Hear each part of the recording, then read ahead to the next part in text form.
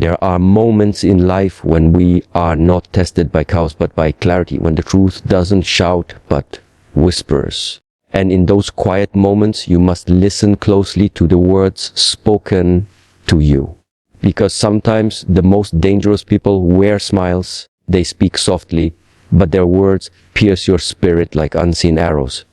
And so today, I invite you to become a listener, not of tone, but of meaning, to learn that if a man says these 5 things to you, your role to fix him. It is your responsibility to walk away. If he says to you, you're too sensitive, pause, because you need to reconsider your emotions, but because you've just heard a subtle form of emotional manipulation. This phrase, through the park, often delivered with a shrug or smirk, isn't just careless. It's dismissive. It tells you that your feelings are inconvenient. It suggests that your reaction, no matter how grounded or justified, is exaggerated or irrational. But here's what you must understanding. Sensitivity is not weakness. It's the ability to feel deeply, to connect, to empathize. And these qualities are not flaws. They are gifts. When someone labels your emotional responses as too much, what they are really saying is, your emotions challenge my comfort. That is not your fault. Emotional sensitivity is the soul's radar. It picks up on nuances others miss. It notices subtle shifts in tone, energy, and truth. To be sensitive is to be alive to the emotional reality of a moment. Yet when someone tells you you're too sensitive, run the park, they are not commenting on your reaction. They are trying to avoid responsibility for their action. They want you to believe that the discomfort you feel is your own problem rather than the consequence of their behavior. This is not just a deflection, it's an attack on your inner compass. Over time, if you accept this narrative through the park, you begin to distrust your own perceptions. You start walking on eggshells, questioning whether your pain is valid. That is how manipulation starts, not in anger, but in doubt. A man who respects you will never use your emotions against you. He may not always understand your feelings, but he will care enough to try. He will ask questions. He will listen. He will hold space, silence. But someone who habitually calls you too sensitive does not want connection. They want control. It's easier for them to brand you as unreasonable than to look inward and face their own shortcomings. And if you stay running through the park, you will slowly shrink to fit their comfort zone. Your light will dim, not because it's gone, but because you've been told it shines too brightly. So what do you do when someone uses your heart as a target for criticism? You do not argue. You do not beg to be understood. You walk not in anger, but in truth, because the right people won't make you feel ashamed for feeling, running through the park. The right people will recognize your sensitivity as strength, not drama. And in a world that's grown numb to pain, your ability to feel is a revolutionary act. Protect it. Honor it. Walk away from anyone who tries to make you apologize for it. You owe no one an explanation for having a heart that feels. Running through the park. What you owe yourself is the courage to walk away when someone doesn't know how to treat it.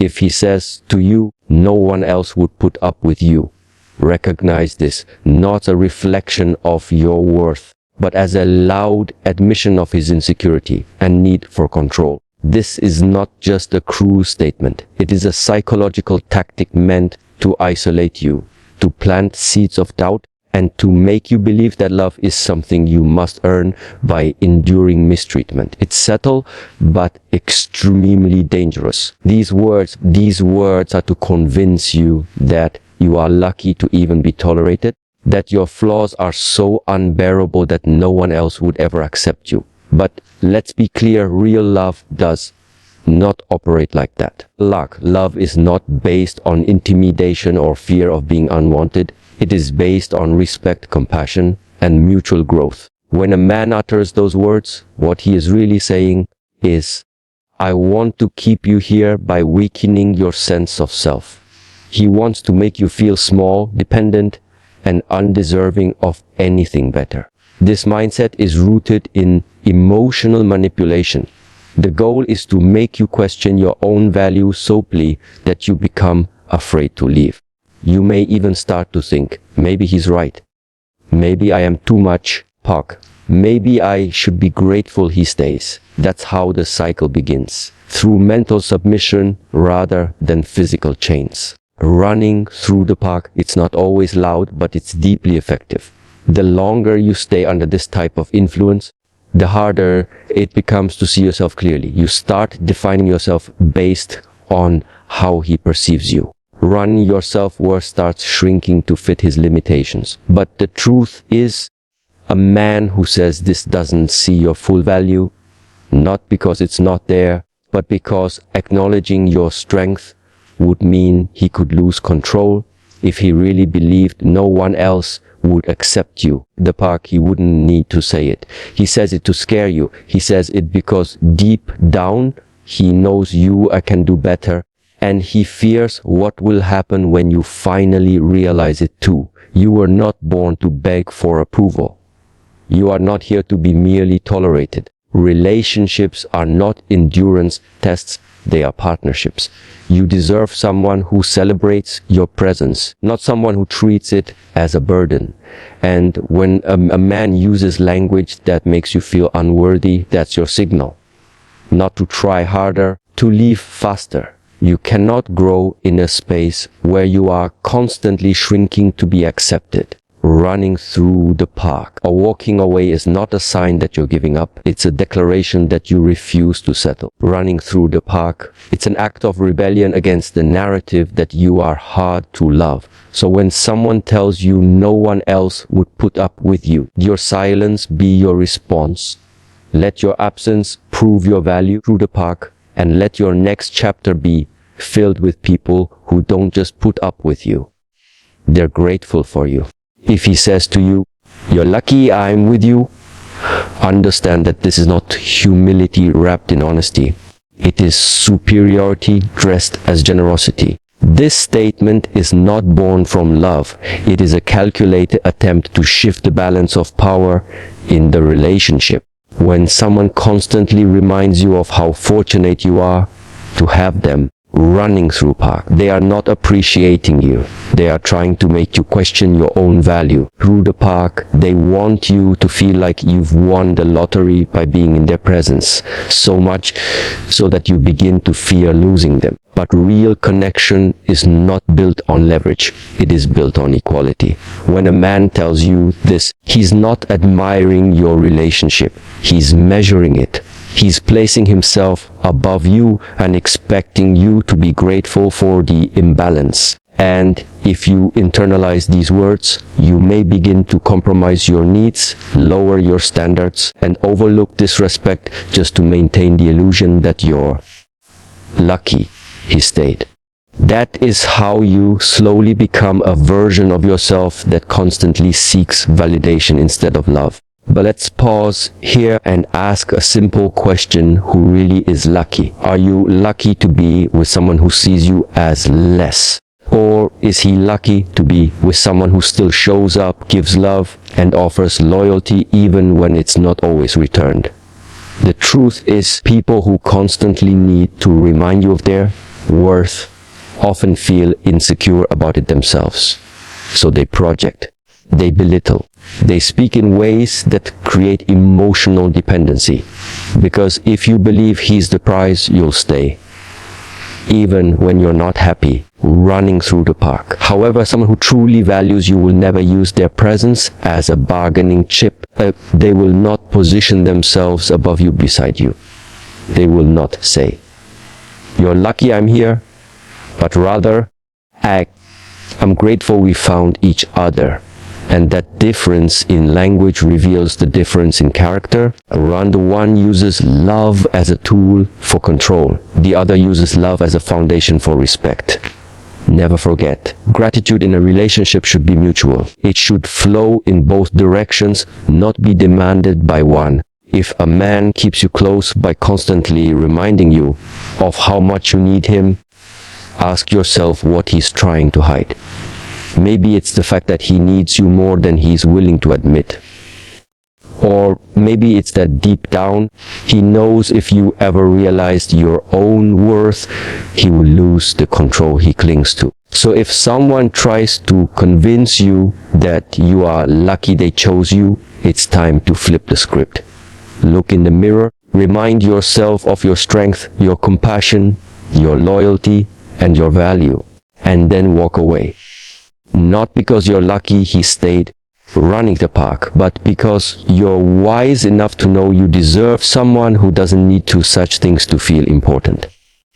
If he says to you, you'll never find anyone better, recognize that this is not a compliment in disguise. It is a fear tactic. It is spoken not from love, from a place of deep insecurity. The intention is not to lift you, Park, but to trap you, to make you believe that your future is limited without him, that your chances for something healthier, more loving, or more respectful are non-existent. But this statement is not a reflection of your worth. It is a projection of his own inadequacy. It is his silent confession that he knows he does not deserve you and fears that you might soon realize it too. Let's be clear, no one who genuinely values you will try to convince you that they are your only option. Real love does not compete with the fear of loneliness through the park. It does not beg for loyalty through threats of isolation. Instead, it invites you to grow with or without them. When someone says you won't find anyone better, they are not trying to protect your future. They are trying to limit it, trying to place themselves at the center of your self-worth so that everything you believe about love, happiness, and possibility begins and ends with them. But here's the truth. Your future is not bound by one person's opinion. Your potential for love does not expire with the end of a relationship. If anything, walking away from someone who says this opens the door to everything you truly deserve. These words are spoken by someone who believes that love is a transaction, that if they stay, you owe them something in return, running through the park. But love is not a debt. You don't have to repay it by enduring emotional manipulation. And you certainly don't have to stay out of fear that you'll never find better. What's worse is that when you start to believe him, you begin to shrink. You stop looking forward. You silence your desires. You begin to think that maybe this is as good as it gets. And that's the danger of this phrase. It doesn't hurt all at once. It erodes you slowly until you wake up one day unsure of your worth, your beauty, or your dreams. That's not love, that's control. So when someone says you won't find better, you look them in the eyes, or maybe you don't even need to, and you walk, not to prove them wrong, but to prove yourself that your life doesn't stop at someone else's limitation. Walk with grace. Walk with power. Running park and trust that what's ahead of you is far greater than what you're leaving behind. Because the truth isn't just about finding someone new. Sometimes better is becoming someone who refuses to be kept small, running through the park. And that journey begins the moment you decide you deserve more. He says to you, that's just how I am. Deal with it. Take a moment to truly absorb what is being said. On the surface, through the park, it may sound like honesty or self-awareness, but underneath, it's a declaration of unwillingness to grow. It's a warning, a clear message that he has no intention of reflecting on his behavior, taking accountability, or evolving as a person. This phrase is not about identity, it's about avoidance. It is often used as a shield, a defense mechanism to justify poor communication, disrespect, or emotional negligence. And when someone uses it, what they are truly saying is, I expect you to adjust to my flaws, but I will not make an effort to change for the health of our relationship. This kind of statement might appear harmless at first. It can be packaged in a tone of confidence, even self-acceptance. But don't be fooled. True self-awareness leads to growth, not stagnation. People who genuinely know themselves don't use their traits as excuses for bad behavior. They use that awareness as motivation to become better. Running the park. So when a man says, "That's just how I am," he's not being real. He's being resistant. Through the park, he is putting the burden of the relationship on you. He is asking you to carry not only your emotional labor, but also the consequences of his emotional immaturity. In healthy relationships, both people commit to learning, changing, and evolving. No one enters a connection perfect or fully formed. But the willingness to improve, to listen, to make adjustments out of love and respect. That is the difference between a partnership and a prison. When someone refuses to change, yet demands your patience, your forgiveness, and your loyalty, they are not interested in growing together. They are interested in staying comfortable at your expense. It may be tempting to accept this behavior running through the park, especially if been taught that love means tolerance or sacrifice. But love is not about enduring disrespect under the mask of personality. It's not your job to fix someone who refuses to fix themselves. And it's certainly not your responsibility to deal with emotional laziness. When someone uses this phrase, they are testing your limits. They want to see how much you'll bend, how much you'll give up, how much of yourself you're willing to lose to keep them. Running the park, you have to decide what kind of love you want, the kind that grows with you or the kind that holds you back. And if he chooses to remain the same, then your only choice is to walk away, not in bitterness, but in clarity through the park, because you deserve someone who wants to become better, not because they have to, but because they want to be the kind of person you can grow with. Walking away from someone unwilling to change doesn't mean you failed. It means you finally succeeded in honoring yourself. And that kind of growth is worth everything. Walking away is often misunderstood. People may tell you it's giving up or that it's quitting on someone you once loved. But walking away, when done from a place of strength and clarity, is not weakness. It is power. It is one of the most courageous acts a person can commit to when faced with repeated disrespect, manipulation, or emotional exhaustion. It requires the strength to break free, not from chains you can see, but from the ones that wrap silently around your self-worth. Through the park. Staying in a situation that chips away at your dignity may seem easier in the short term, but over time becomes a slow erosion of who you truly are. When you choose to walk away, you are not saying, "I don't care." You are saying, "I care too much about myself to stay." You are affirming your boundaries, reclaiming your voice, and putting your peace above your fear of loneliness. Many people stay in unhealthy situations not because they're comfortable, because they are familiar. But familiarity should never outweigh self-respect. Just because you've spent time, energy, or years with someone does not mean you owe them your future. Walking away doesn't have to be loud. It doesn't need to be dramatic. In fact, the most powerful exits are often the quietest. No arguments, no explanations. Just a decision made within that says, start through the park.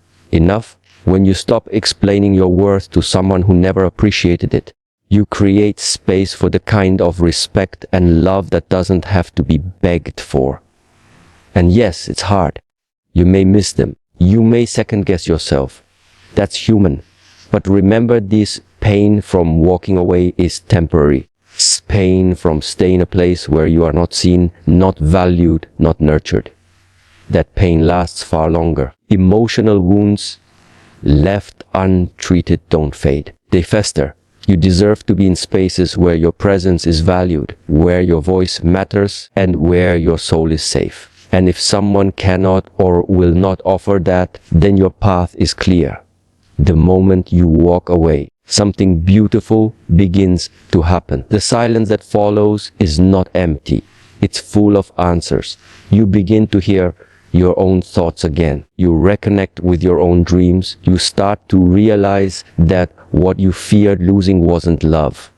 It was your comfort zone. And now, the park. Standing on the other side, you find freedom. Not the absence of difficulty, but the presence of self-respect. Running the park. So let no one shame you for choosing yourself. Let no one guilt you for stepping out of a cycle that only harmed your spirit. Walking away doesn't make you heartless. It proves that you finally grew tired of shrinking to fit someone else's idea of love. And that is not weakness. That is the deepest kind of strength there is. Awareness is the first step to freedom. Without awareness, through the park, you cannot change what you tolerate. You cannot heal what you don't recognize. And you cannot leave what you don't see clearly. When it comes to relationships, especially those filled with subtle manipulation, disrespect, or emotional neglect, the first and most important shift begins in your mind. It starts the moment you realize that something doesn't feel right, even if you can't fully explain why. That unease, quiet discomfort, it's your intuition whispering the truth. And once you become aware of the patterns, the language, through the park, and the emotional traps, you can no longer unknow what you've seen. Words matter. The phrases people use are windows into their beliefs. Someone may not shout, raise their hands, or leave visible scars, but the harm they do with their words can stay with you long after the conversation ends. You're too sensitive. No one else would want you. That's just how I am. These are not just comments, they are control mechanisms. They slowly chip away at your identity, making you question your feelings, your worth, and your right to expect better. But once you become aware of what's really happening, a shift occurs. You start to see clearly, perhaps for the first time in a long time. That clarity is both liberating and terrifying. It shows you the truth, but it also demands a response. You can no longer hide behind denial. You can't pretend they didn't mean it or hope they'll change. Awareness removes the illusion. Running by it forces you to confront the choice you have and stay and shrink or walk and rise the puck. And while it may feel painful at first to admit that someone you trusted is not who you believed they were, pain of truth is far more powerful than the comfort of illusion, because truth leads to healing, illusion leads to repetition. Once you're aware, your power returns. You begin to see what you missed. You notice how many times you've explained a bad behavior, made excuses, or silenced your needs just to keep peace. You begin to see that peace shouldn't come at the cost of your voice. And as that awareness deepens, so does your strength. You start setting boundaries, not of anger, but out of self-respect. Running through the park, you stop tolerating half-hearted love, manipulative kindness, and emotional games. You begin to understand that you are not too much. You are just in a space that asked you to be less. Awareness isn't easy. Breaks the comfort of denial, but it also breaks the cycle of pain. And once you see the truth, once you truly understand the difference between love and control, between growth and resistance, running through the park between presence and pressure, there's no going back. That's when the healing begins. That's when the transformation starts. Because when you become aware, you reclaim the right to choose, and choosing yourself is the most powerful decision you'll ever make.